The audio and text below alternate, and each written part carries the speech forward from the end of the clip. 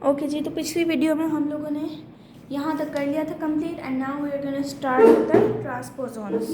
ट्रांसपोजॉन्स basically क्या होता है मैं आप लोगों को अभी समझा देती हूँ, ठीक है। अपनी बुक से अपने साथ खोल कर रखिएगा ताकि आपको और विविडली अच्छे से समझ आ जाए, ठीक है। ट्रांसपोजॉन्स क्या है? डीएनए है, ठीक है। डीएनए है जो कि है पोर्टेबल। पोर्टेबल मतलब it can move from one place to another, ठीक है। इनका निक नेम क्या है? इनका एक और नेम मैं देखूँ नज़र आ रहा है, यप। इनका एक और नेम क्या चीज़ है? Jumping genes. क्यों? क्योंकि ये मूवेबल होती हैं, ठीक है। और दे कैन कोड, इनका बेसिकली फंक्शन क्या होता है? फंक्शंस मैं आपको बता देती हूँ। Functions is that they can code for a drug resistant enzyme, toxins, metabolic enzymes,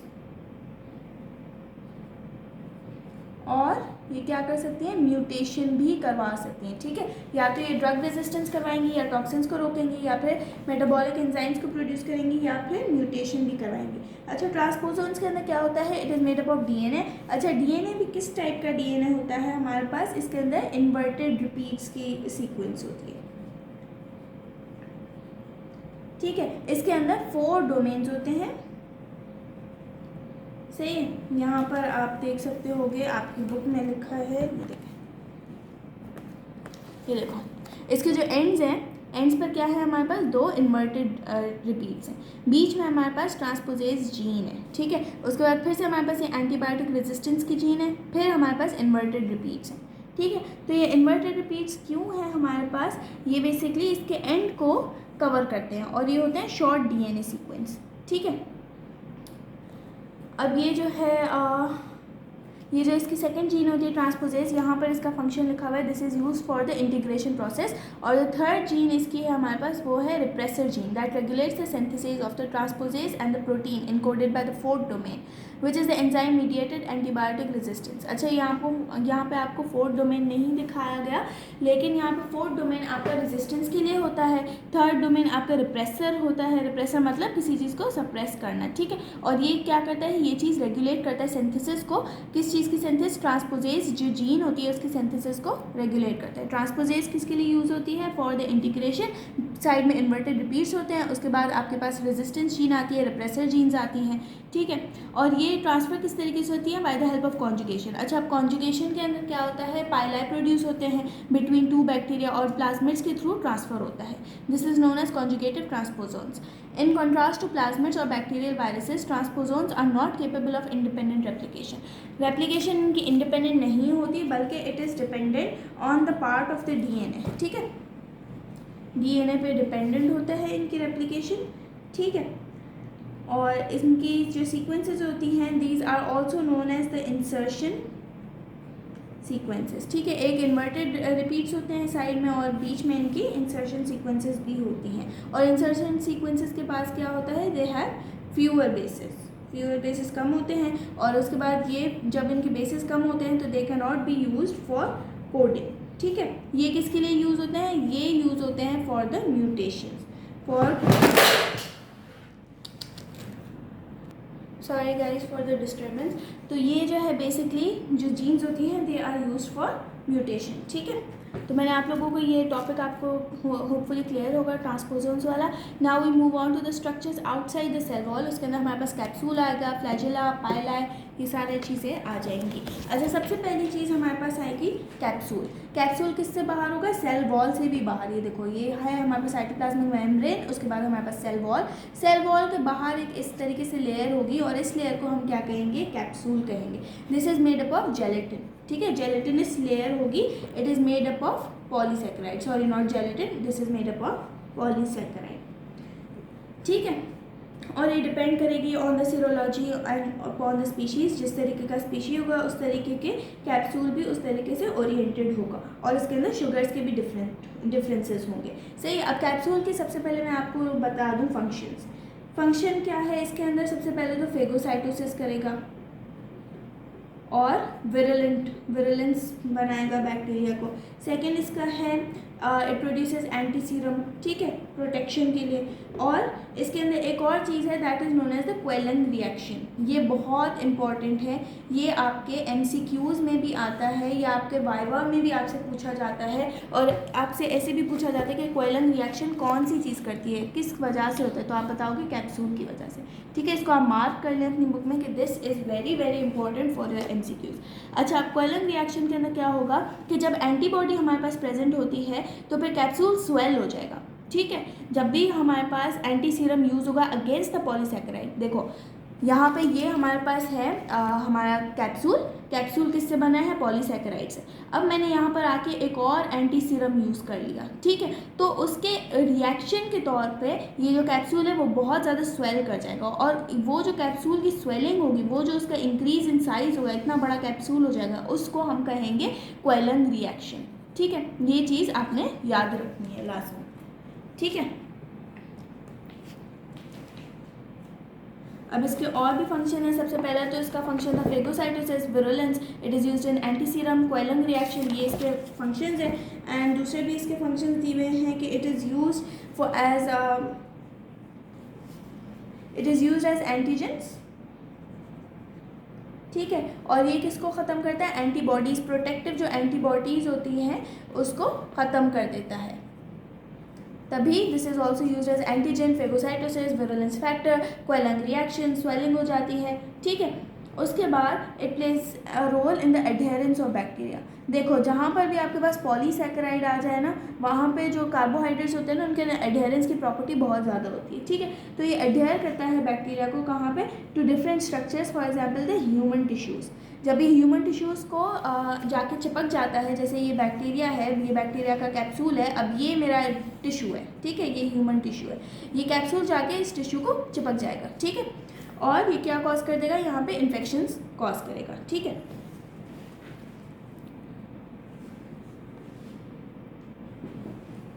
चलिए जी, नेक्स्ट है हमारे पास फ्लैजेला। ये वाला भी हमने कंप्लीट कर लिया यहाँ तक। Now we move on to the flagella, सही है। अब फ्लैजेला हमारे पास क्या है, विप लाइक होते हैं, ठीक है। ये हमारे पास बैक्टीरिया है, ये बैक्टीरिया का कैप्सूल है, यहाँ से निकलेगा फ्लैजेला, ठीक है। अभी किस तरीके का है, दिस इज विप लाइक। और ये क्या करता है, ये करते हैं कीमोटैक्सिस। कीमोटैक्सिस की अब तक तो आपको मीनिंग आ गई होगी थर्ड ईयर तक। कीमोटैक्सिस मीन्स कि जब भी कोई केमिकल स्टिमुलेंट हो तो उस तरफ उसका डायरेक्शन मूव कर जाएगा, सही। And it moves towards nutrients and attractants. जहाँ पर उसको न्यूट्रिएंट्स नज़र आएंगे उस तरफ फ्लैजेला मूव करेगा और वो चलना शुरू कर देगा न्यूट्रिएंट्स के तरफ, ठीक है। लॉन्ग फिलामेंट होता है इसके अंदर जो कि एक्ट करता है कैसे, एज अ प्रोपेलर, ठीक है। और इसके अंदर सिंगल प्रोटीन होता है that is made up of flagellin. Flagella किससे बनता है, फ्लैजेलिन प्रोटीन से। बहुत आसान, बहुत ईजी, सही। अब कुछ बैक्टीरिया के पास एक फ्लैजेला होगा, कुछ बैक्टीरिया के पास बहुत सारे होंगे, कुछ के पास, देखो अब ये एक बैक्टीरिया है, ये तो आपने इंटर में भी पढ़ा होगा, ये तो मुझे भी याद है। ये देखो, अगर एक इसके पास फ्लैजेला है, कुछ के पास ऐसे दो फ्लैजेला होते हैं, कुछ के पास ऐसे होते हैं, दोनों साइड्स पर होते हैं, ऐसे होंगे, हर साइड पर होंगे। तो ये डिफरेंट टाइप्स हैं फ्लैजेला के, ठीक है। अब स्पायरोचीट्स का क्या चीज़ है, स्पायरोचीट्स के अंदर फ्लैजेलम लाइक स्ट्रक्चर है that is known as the axial filament. और स्पायरोकीट्स के अंदर क्या डिफरेंट है कि वो होते हैं गोल गोल, they are present just like a spiral, ठीक है। तो उसके अंदर जो फिलामेंट्स होते हैं उनको करते हैं, वो किस तरीके से होता है फ्लैजेला उनके अंदर, they are just like the axial filament and they produce a motion, they produce an undulating motion produce होता है, ठीक है। अब यहाँ पे फ्लैजेला के हमारे पास क्या फंक्शंस हैं, सबसे पहले तो मोटिलिटी, सही है। और फ्लैजेला, बैक्टीरिया का जो फ्लैजेला है वो क्या चीज़ कॉज करता है, it causes UTI, it causes urinary tract infection. कैसे, क्योंकि यूरिथ्रा से जो यूरिन, देखो यहाँ पे ये ब्लैडर है हमारे पास, ये हमारे पास जो है यूरिथ्रा है, एंड देन जो है एक्सपेलिंग हो रही है यूरिन की, ठीक है। यहाँ से ये ओपनिंग है बॉडी में, ठीक है। तो यहाँ से हमारे पास एंटर कर जाता है bacteria with the help of flagellum. Flagellum के थ्रू यूँ तैरते तैरते वो अंदर तक आ जाता है और आके हमारा जो ब्लैडर है उसको इन्फेक्ट कर देता है और सराउंडिंग जो स्ट्रक्चर्स है उसको इन्फेक्ट कर देता है, specially in the female reproductive female reproductive system, क्योंकि फीमेल्स का यूरिथ्रा छोटा होता है as compare to the male का यूरिथ्रा। मेल के यूरिथ्रे में आपने पढ़े होंगे कि उसमें पार्ट्स होते हैं, there are 4 parts, right, transverse, membranous, penile, spongy और ये बहुत सारे पार्ट्स होते हैं मेल के। लेकिन फीमेल का जो है यूरिथ्रा बहुत ज़्यादा शॉर्ट होता है, तो उसमें बहुत जल्दी ये ट्रैवल कर जाते हैं, ठीक है। सेकंड हमारे पास है कि फ्लैजिला की वजह से बैक्टीरिया बहुत सारे आइडेंटिफाई होते हैं, ठीक है, against specific antibodies which are use against the flagellum. के जो प्रोटीन्स होते हैं उनके ज़रिए हम लोग बैक्टीरिया को आइडेंटिफाई करते हैं लेबॉर्ट्री में, ठीक है। अब ये वाला भी हमारा पैराग्राफ हो गया। अब हम जाते हैं इस पे पाइलर पे, ठीक है। अब ये क्या चीज़ होती है, ये देखो, ये यहाँ पे बैक्टीरियल सेल है और यहाँ से ये एक्सटेंड कर रहे हैं, ठीक है। और ये क्या होते हैं, हेयर लाइक होते हैं, फ्लैजिला से छोटे होते हैं और स्ट्रेट होते हैं। फ्लैजिला देखो, फ्लैजिला ऐसे होते हैं and they are just like a whip like motion. ये जो है छोटे छोटे ऐसे छोटे छोटे बालों की तरह ऐसे नुकीले होते हैं, दीज आर नोन एज पाइलर। अच्छा, अब इनके जो है ये किस पे होते हैं, basically these are on gram negative bacteria, ज़्यादा होते हैं ग्राम नेगेटिव बैक्टीरिया पे। अब इनका फंक्शन देख लो, इनके फंक्शन क्या है, अटैचमेंट करते हैं। सबसे पहली बात ये देखो ना, ये वेलक्रो की तरह है, जैसे नहीं आपकी जैकेट में या आपके शू का जो शूज़ आप बांधते हो तो उसमें वेलक्रो होता है ना जो चिपक जाता है, तो उसी तरीके से ये भी समझ लो कि ये भी वेलक्रो के बाल हैं, ठीक है। तो ये जो पाइलर है वो जाके चिपक जाता है, किसके साथ जाके चिपक जाता है, ये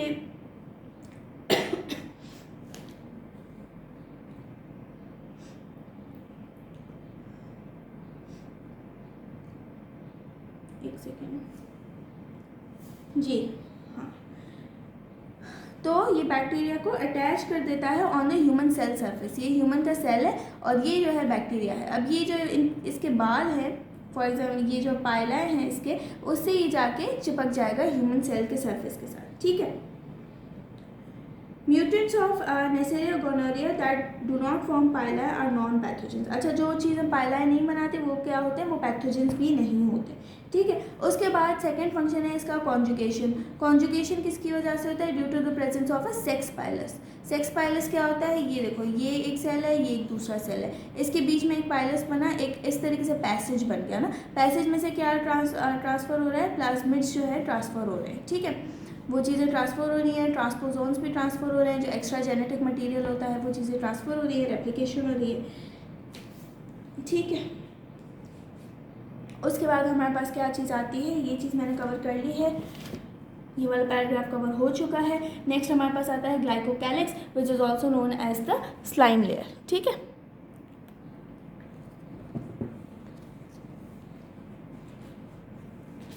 चलिए जी, ग्लाइकोकैलिक्स क्या होती है, पॉलीसैकेराइड, सारी चीज़ें पॉलीसैकेराइड से ही बनी है मोस्टली। पॉलीसैकेराइड की कोटिंग है that is secreted by many bacteria और ये एडहेयर कर जाती है टू वेरियस स्ट्रक्चर्स, सही है। स्लाइमी लेयर होती है जो कि एडहेयर करती है to the skin, heart valves, prosthetic joints के साथ भी एडहेयर कर जाती है, सही है। अब इसके अंदर दो आपको क्लिनिकल्स दिए हुए हैं, एक है आपके पास एरोगिनोसा और एक है आपके पास स्टेफाइलोकोकस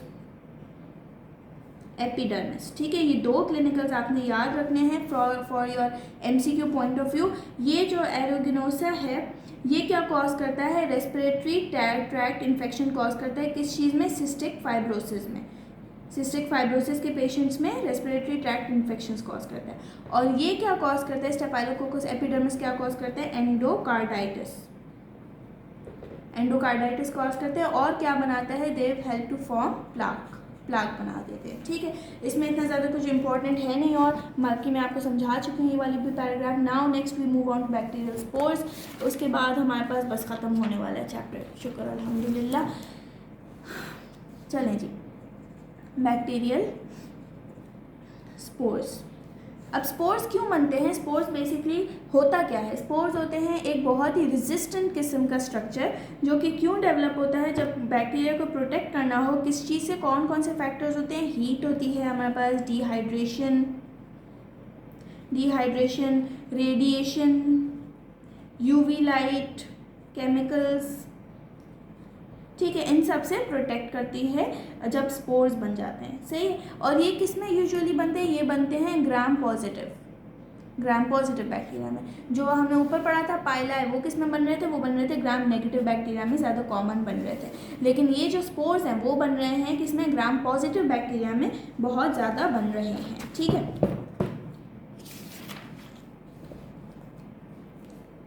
सही। अब हमारे पास यहाँ पर है, तो मैं देखूँ नज़र आ रहा है,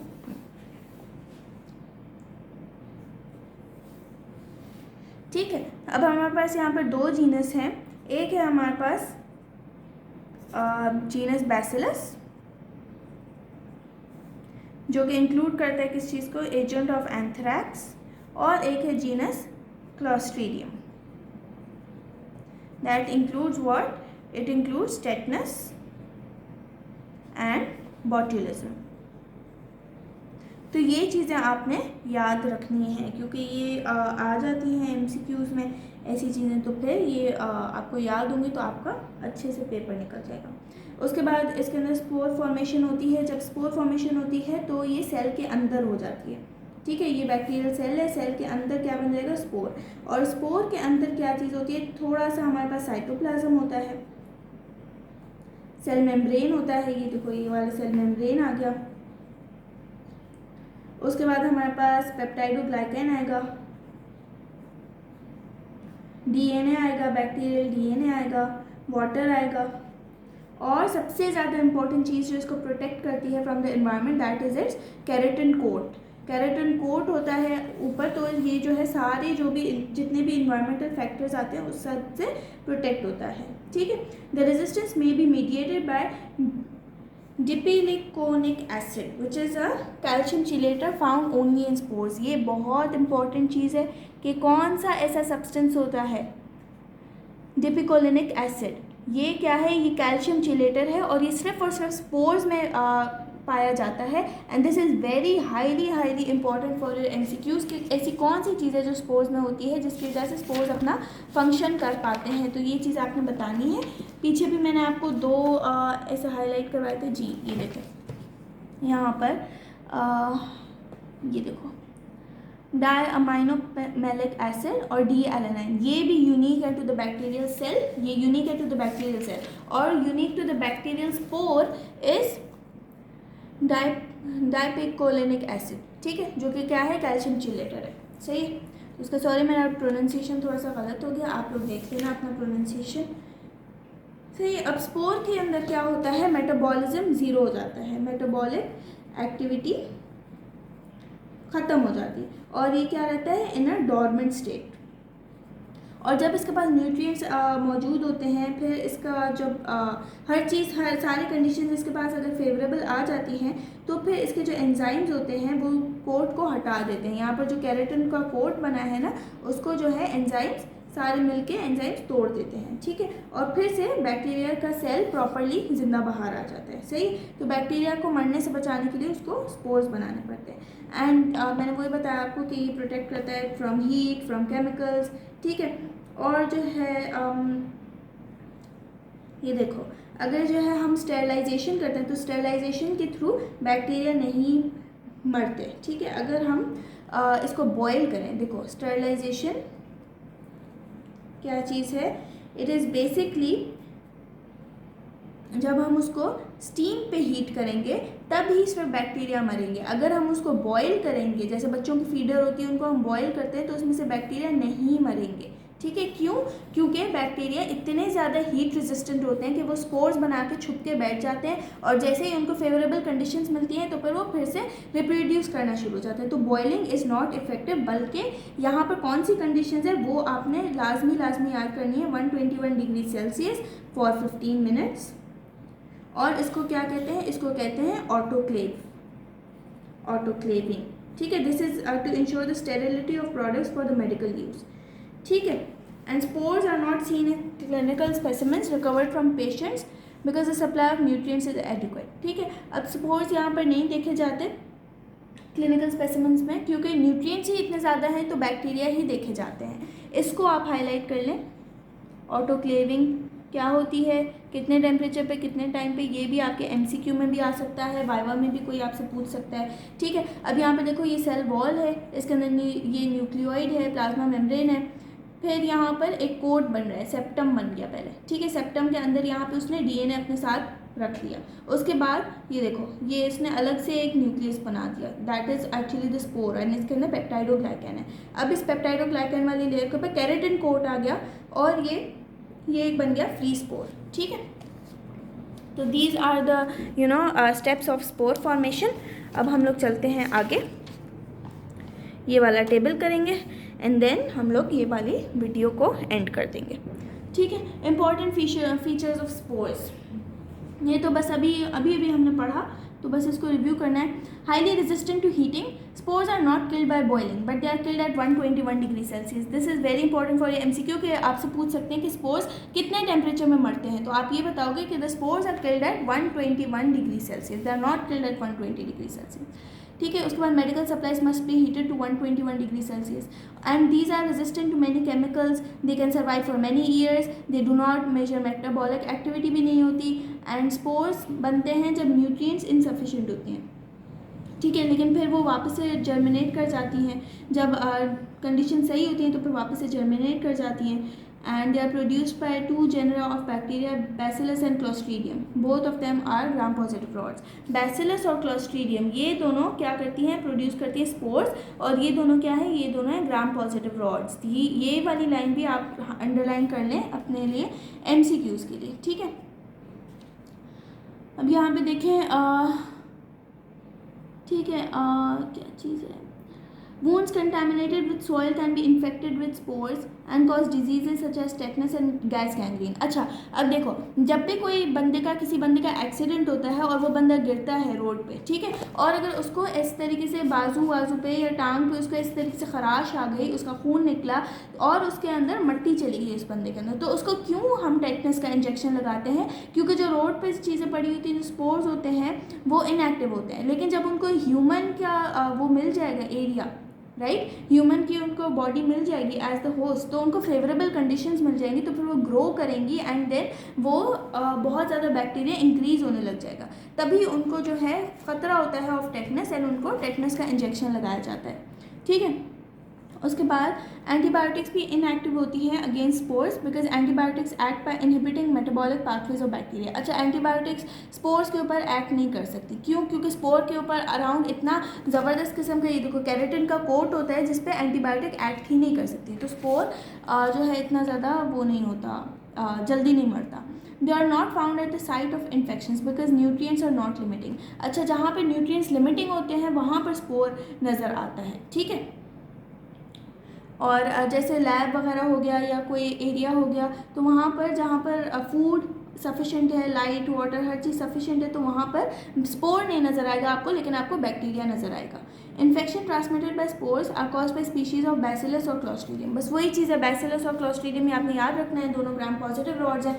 और बाकी ये जो पर्ल्स हैं ये चीज़ आप खुद ही पढ़ लीजिएगा, क्योंकि ये मैंने लाइक पूरा चैप्टर आप लोगों को एक एक लाइन करके समझाया है, तो होपफुली ये चीज़ आप लोगों को क्लियर हो ही गई होगी अब तक. कोई भी क्वेश्चन हो तो मुझसे पूछ लीजिएगा. लेक्चर बहुत ज़्यादा लंबा हो गया है, इस चैप्टर के लाइक 3 लेक्चर्स हो गए हैं आधे घंटे के, तो काफ़ी लंबा चैप्टर हो गया है. लेकिन मैंने सोचा कि आप लोगों को ना एक डिटेल्ड किस्म का ओवरव्यू दे दूं कि ताकि अच्छे से आप लोग अपना पेपर कर सको. आपको ये ना हो कि अगर आपने किताब नहीं ख़रीदी या अगर आपने जो है बुक से नहीं पढ़ा, बुक नहीं खोली आपने, तब भी अगर आप सिर्फ ये लेक्चर भी सुन लोगे एक कान में डाल के, तब भी आपका अच्छे से माइक्रोबायोलॉजी रेडी हो जाए. ठीक है, तो इसलिए आई ट्राई कि मेरी कोशिश यही है कि आप लोगों को अच्छे से समझ आ जाए. ठीक है, कोई भी क्वेरीज हो तो पूछ लीजिएगा. Until then take care and अल्लाह हाफिज़.